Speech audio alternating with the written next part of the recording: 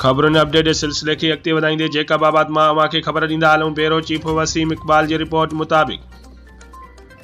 अॼु पीपी शहीद भुट्टो ज़िला जैकबाबाद पारां शहीद मोहम्मद अली जखरानी जी वरसी शहीद भुट्टो ऑफिस में ज़िलाई चीफ ऑर्गेनाइज़र नूर मोहम्मद मुंजो,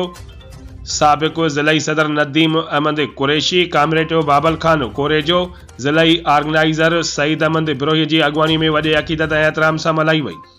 उन मौक़े ते शहीद मोहम्मद अली जखरानी जे रूह खे ईसाले सवाब पहुचण लाइ क़ुरान खानी कराए दुआ घुरी वई ऐं डिवीज़नल सखर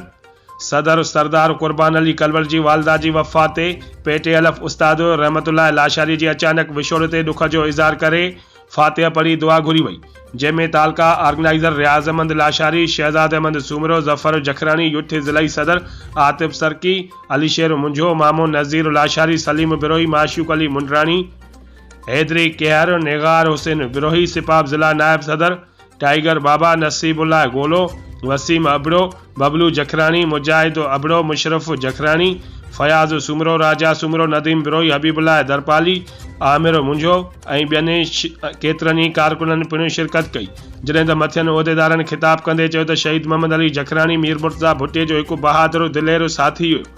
शहीद मोहम्मद अली जखरानी जी शागिर्दनि लाइ हिकु वॾी जिदोजहद हुई।